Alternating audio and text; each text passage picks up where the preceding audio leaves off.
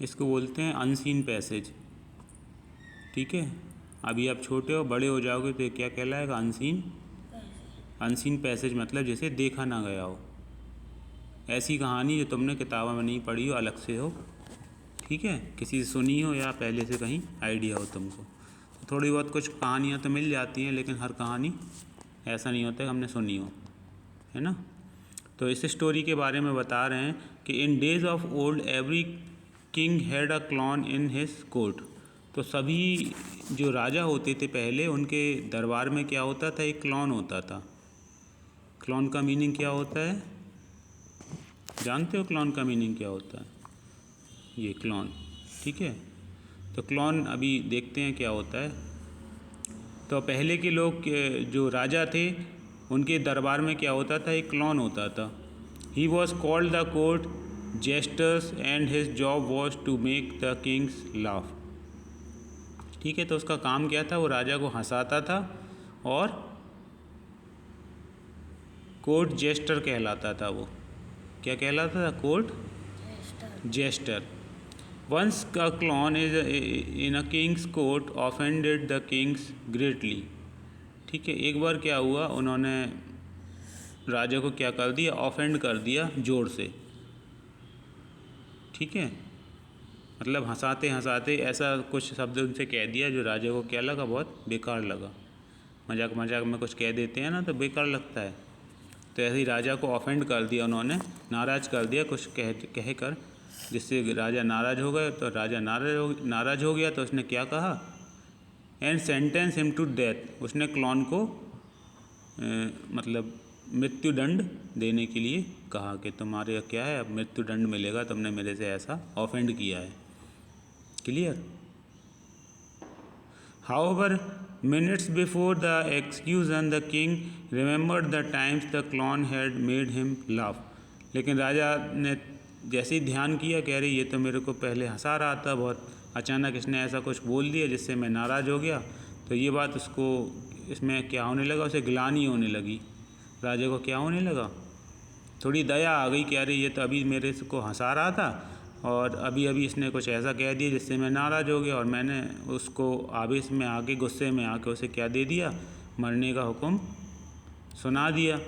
तो he wanted to show the down some mercy. तो वो दया दिखाना चाहता था राजा, किसके ऊपर? क्लॉन के ऊपर, क्योंकि वो उसका पुराना दरबारी था, दरबार में हंसाता था उसे, और भी कोर्ट का जेस्टर भी करता था। तो राजा ने क्या किया? उसको थोड़ी दया दिखाई, और दया दिखाई तो दया में उसने, राजा ने क्या कहा? So he gave him a choice. उसने इस क्लॉन को क्या दिया? चॉइस दी। क्या दिया? चॉइस। चॉइस में क्या दिया? He told the clown that he could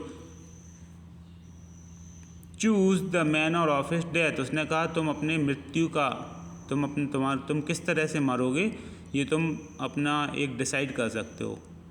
कैसे डिसाइड कर सकते हो? The clown was a quick witted fellow. At once he fell at the king's feet and thanks him for the mercy shown. जो clown था, जो दरबारी था उनका, या मंत्री जो भी था क्लॉन, तो उसने क्या किया? वो बहुत चतुर था, चालाक था। जब उसने, राजा ने जैसी दया दिखाई तो उसने क्या किया? उसके राजा के पैरों में पैर छूने लगा और उनको धन्यवाद देने लगा कि ये राजन, आपने मुझ पर दया दिखाई, इसकी बहुत बहुत धन्यवाद, है ना। तो जब राजा ने कहा था कि तुम अपने मरने का तरीका डिसाइड कर लो, तो उसने क्या डिसाइड किया? उसने डिसाइड किया, your majesty he said I should like to die a natural death. उसने कहा मेरे राजा, मेरे सर्वोपरि, मेरे मालिक, मैं चाहता हूँ कि मैं कैसे मरूँ? नेचुरल तरीके से मरूँ। नेचुरल मतलब मान के चलो तूफ़ान आ गया, तूफ़ान में फंस के मर गए, या पानी में जा रहे हैं नदी में, उसमें नदी में बाढ़ आ गई, इसमें बह गए, या रास्ते पे चल रहे हैं, बिजली गिरी, उन्हीं के ऊपर गिर गई और वो, तो ये क्या कहलाती है? नेचुरल, जो नेचर के कारण होती है, जिसमें नेचर क्या करता है? पूरा पार्ट लेता है। The king did not like to spare the clown's life but he could not go back on his word. तो राजा क्या था? जो क्लॉन था उसकी ज़िंदगी को